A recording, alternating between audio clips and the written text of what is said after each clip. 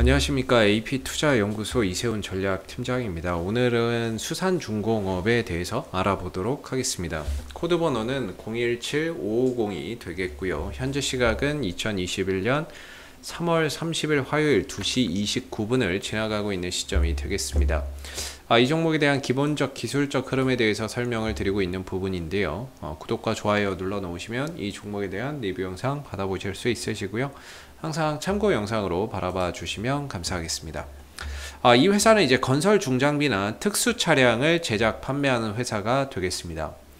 이 회사가 만들어내고 있는 제품을 보시게 되면요, 우리가 이제 쉽게 볼 수는 없죠. 이런 이제 차량들이나 이런 이제 특수 차량들은 공사 현장에서 많이 볼 수 있죠. 수산 유압 브레이커나 수산 크레인, 수산 유압 드릴, 특수 목적 장비, 뭐 이런 이제 부품들이나 차량을 만들어내는 회사가 되겠습니다. 그래서 뭐 하나 눌러서 들어가 보면 이런 거죠. 이런 이제 공사 현장에서 필요한 이런 이제 제품을 만들어내는 회사가 되겠습니다.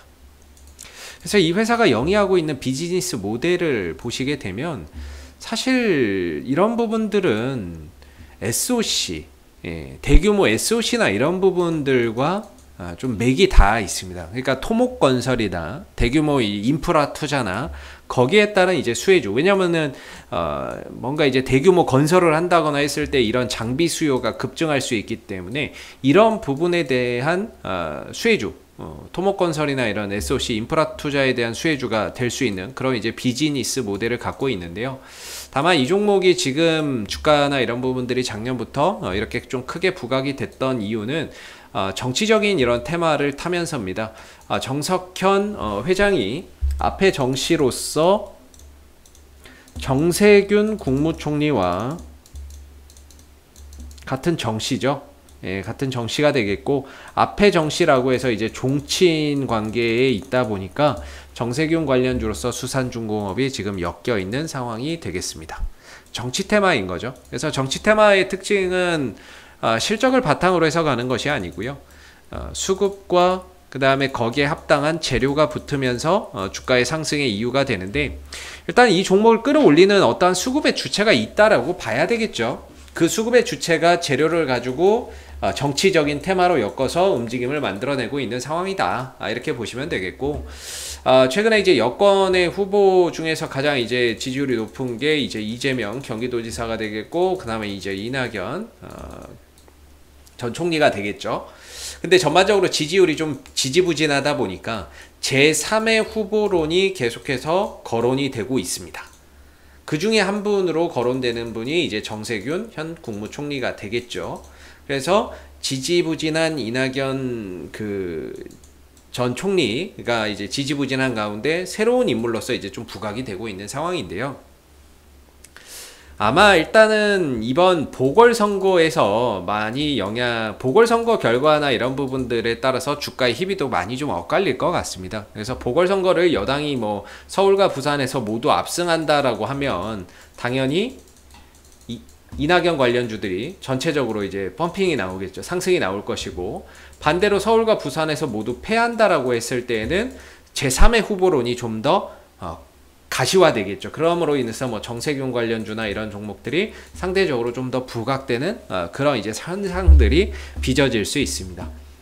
그래서 수산중공업은 이번에 이제 4월 7일 재보궐선거의 결과나 이런 부분들에 따라서 주가나 이런 부분들이 또 어느 정도 영향을 받을 수밖에 없는 그런 이제 종목이 될 것 같고요. 근데 이걸 뭐 결과를 어떻게 압니까? 누가 이길지, 어떤 상황이 어떻게 벌어질지 모르니까 이건 뭐 알 수가 없는 거죠. 그러나 이 종목의 이제 기술적인 흐름을 먼저 설명을 좀 드리면요, 사실상 주가는 이 상승 추세는 이제 좀 꺾였다라고 봅니다. 이렇게 좀 그동안의 상승 추세를 이렇게 이어왔었던 상황인데 3월 초 정도에 여기서 이제 돌려 나갔어야 되거든요. 돌려 나가지 못하면서 그동안에 이어왔었던 이 상승 추세가 꺾이고 나서 이제 낙폭과대에 따른 현재 기술적 반등이 출현이 되고 있는데, 문제는 거래량이 안 붙어요. 거래량이 안 붙습니다. 상승은 하는데 거래량이 좀 붙지 않는다는 게 좀 아쉬운 부분이고, 하락을 했으니까 거기에 따른 반등은 나오는데 거래량이 쉽사리 뭐 이렇게 붙지는 않는 거죠. 이런 걸 보면 어떤 패턴이 생각나냐면, 헤드앤숄더 패턴이 생각나요. 헤드앤숄더 고점에서 많이 나오는 패턴이라고 하죠. 어깨, 머리, 오른쪽 어깨 이런 형태가 지금 만들어지고 있거든요. 만약에 여기서 이제 꺾여버리는 상황들이 온다면 패턴의 완성이 되는 거고, 네크라인까지 이탈해버린다면 완전히 추세가 무너지는 그런 상황들이 올 수 있겠죠. 근데 희한하게 거래량의 형태도 왼쪽 어깨 부분이 제일 많고 머리 부분이 좀 적고 오른쪽 어깨는 더 적어요. 헤드앤숄더에서 나오는 전형적인 거래량의 패턴도 다 이런 식이거든요. 그런 관점에서 봤을 때 수산중공업의 이런 기술적인 패턴이나 이런 것들은 그렇게 아름답지는 않다, 이런 생각은 좀 듭니다. 그래서 지금의 이제 상승이나 이런 부분들이 기술적 반등이라고 저는 보고 있는데요. 개인적으로 기술적 반등의 마지노선은 4,000원대 초반대 정도를 보고 있다라고 말씀을 드렸습니다. 그래서 그 반등이 어느 정도는 어제 상승을 통해서 어느 정도 반등이나 이런 것들이 좀 나올 만큼 나오지 않았나, 제가 생각하는 기술적 반등은 나오지 않았나라고 생각이 들고, 여기서 이 추세선 상단을 뚫고 올라가기 위해서는 새로운 모멘텀이 필요한데, 그런 모멘텀이 뭐가 될지는 사실 모릅니다. 아까 말씀드렸던 뭐 재보궐선거에 따른 결과에 따라서 주가의 희비가 엇갈리는 그런 상황들이 생길 수도 있고요. 아니면은 그 결과에 따라서 여기서 꺾여서 내려가는 그런 상황들이 올 수도 있겠죠.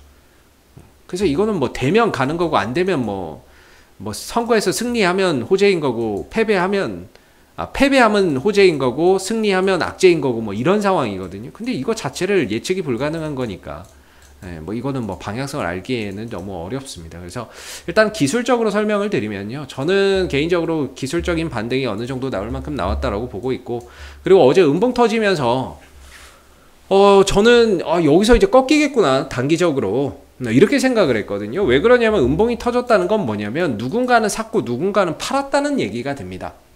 누군가는 샀다는 얘기가 되고 누군가는 팔았죠. 근데 주가가 떨어졌으니 결국에 이때 샀던 사람은 물린 게 되는 거고, 그렇다면 주가나 이런 부분들이 다시 갈 때 여기에 물려있던 사람들이 본전 매도 심리 속에서 물량이 터져 나오겠죠. 터져 나오는 게 일반적이겠죠. 그럼 주가가 힘을 못 쓰고 떨어져야 되는데, 오히려 전고점에서 무너지지 않고 잘 버티고 있다라는 게 상당히 좀 의외입니다. 제가 예상했던 부분은 여기까지 좀 찍고 좀 떨어지겠구나, 이렇게 생각을 했었는데, 오히려 전고점에서 잘 버티고 있다라는 게 상당히 좀 의외이다라고 보여져요. 물론 여기서 거래량이 이거보다 더 많이 들어오면은 이해를 합니다.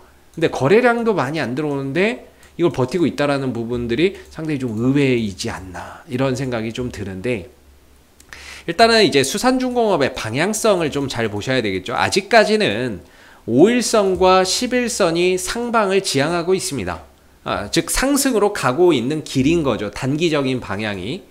이전부터 5일선과 11선을 기준으로 계속해서 밟고 올라왔고, 지금도 역시나 5일선, 11선을 5일선, 11선이 우상향하고 있는 가운데 주가도 그 위에서 놀기 때문에 역시나 주가나 이런 부분들이 추가적으로 더 상방으로도 진행할 수 있는 그런 이제 가능성은 여전히 열려 있다, 이렇게 봐야 될 겁니다. 중요한 건 이제 거래량이 들어와야 되는 거죠. 거래량이나 이런 부분들이 좀 동반이 돼야 이런 저항대나 이런 매물대를 좀 돌파하는 데 있어서 한결 좀 수월할 텐데, 그런 거래량이 없다면 올라갈 때마다 여기에서 이제 물려 있는 물량들이 나오면서 거기에 따른 이제 뭡니까 그 매물 부담감을 좀 떠안을 수밖에 없는 거죠. 그래서 그런 부분들이 좀 걱정인데요. 그래도 아직까지 이 종목을 좀 바라보시는 분들의 입장에서 본다면, 저는 만약에 이 종목을 좀 더 보신다 그러면 5일선, 11선이 종가상으로 이탈되기 전까지는 그래도 좀 더 가져가 봐도 되지 않을까 싶습니다. 물론 어느 순간은가는 꺾이겠죠. 그 순간이 언제일지는 몰라도 꺾이는 게 확인되고 나면 뭐 그때 가서 좀 대응을 하는 것도 뭐 나쁘지 않다, 뭐 이렇게 생각이 드는데요. 개인적으로는 단기 반등은 나올 만큼 나왔습니다. 저는 한 3,500원을 기점으로 RSI 30m로 떨어졌을 때를 과매도 영역이라고 봤고, 그래서 반등의 영역으로 봤었고, 대신에 반등이 나오면 한 4,000원대 초반 정도, 초중반 정도가 기술적으로 좀 저항대가 될 것이다, 이렇게 봤는데 그 가격까지도 왔기 때문에 사실 여기서 이제 변곡점, 위로 돌파가 또 되느냐 꺾이느냐는 결국에 이제 대응의 영역이다라고 봐야 되는 거죠. 여기서 뭔가 신규로 잡거나 포인트를 잡아갈 수 있는 구간이라고 보기는 좀 어려운 것 같고요. 여기서는 결국에는 있는 사람들이 추가적으로 더 가져갈 것이냐, 아니면은 여기서 정리하고 나올 것이냐에 대한 뭐 대응을 좀 봐야 되는 부분인데, 좀 더 들고 가시겠다라고 한다면 역시나 종가상으로 5일선, 11선이 크게 훼손되지 않는 범위 내에서는 보유가 가능하겠다, 이렇게 말씀을 드리겠고요. 4월 7일 재보궐선거에 따른 결과에 따라서 여권이 선거에서 패배했을 때 만약에 제3의 후보론이 좀 더 가시화될 수 있고, 그랬을 때는 이제 수산중공업에게는 호재가 될 수 있는 부분이고, 반대로 4월 7일 재보선 선거에서 이제 여당이 승리를 하게 된다면 제3 후보론이 그렇게 필요하진 않겠죠. 상대적으로 좀 이낙연 관련주들이 오히려 더 잘 가는 상황이 생기겠죠. 그런 이제 가능성도 한번 생각해 보실 필요가 있지 않나라는 생각이 좀 드는 부분입니다. 그래서 이 종목이 시가총액이 한 2,300억 정도밖에 하지 않는 중소형주가 되겠는데요. 딱히 뭐 외국인들 기관들이 열심히 사 모아가면서 올라가는 종목은 아닙니다. 근데 이제 어제 투신 쪽에서 한 87,000주 정도 들어왔다는 게 좀 특징적인 것 같고요. 물론 얘네들 들어온다면 거의 다 단타겠죠. 예, 단타로 치고 빠지는 물량인데, 혹시라도 어제 샀는데 오늘도 뭐 매수를 연이어서 들어온다거나 한다면 뭔가 추가적인 반등이나 이런 부분에 대한 기대도 더 가져봐도 되지 않을까, 이렇게 좀 생각이 드는 부분이고요. 앞으로도 수산중공업은 이슈가 생길 때마다 계속해서 리뷰 영상 남겨드리고 있으니까는요, 구독과 좋아요 한번 눌러주시고 오늘 영상은 여기서 마무리하도록 하겠습니다. 감사합니다. 그리고 무료 추천 종목을 매일매일 드리고 있습니다. 네이버에서 AP투자연구소를 검색하시게 되면 웹사이트 상단에 AP투자연구소 홈페이지 링크가 나옵니다. 클릭하시게 되면 AP투자연구소 홈페이지로 접속하실 수가 있는데요. 좌측 하단에 2021년 무료 추천 종목을 클릭하시게 되면 소장님께서 매일매일 국내외 시황에 대한 실시간 브리핑과 함께 댓글로서 무료 추천 종목을 제공해 드리고 있습니다. 하나 눌러서 들어가 보면 댓글 리딩은 아침 7시 41분부터 진행이 됐고요. 무료 추천 종목을 보시기 전에 꼭 읽어보세요도 읽어보시기 바라겠습니다.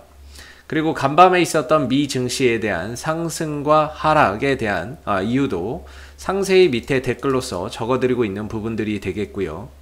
그리고 9시가 되게 되면은 이제 무료 추천 종목이 나오게 됩니다. 무료 추천 종목의 종목명, 매수가, 1차 목표가, 손절가가 함께 제시가 되고요. 보통 2종목에서 3종목 정도가 매일매일 무료로 추천이 나가게 됩니다. 따로 로그인을 하지 않으셔도 볼 수 있다라는 점이 되겠고요. 주가가 상승하게 되면 그 상승한 부분에 대해서 장중에 댓글로서 리딩을 해드리고 있고요.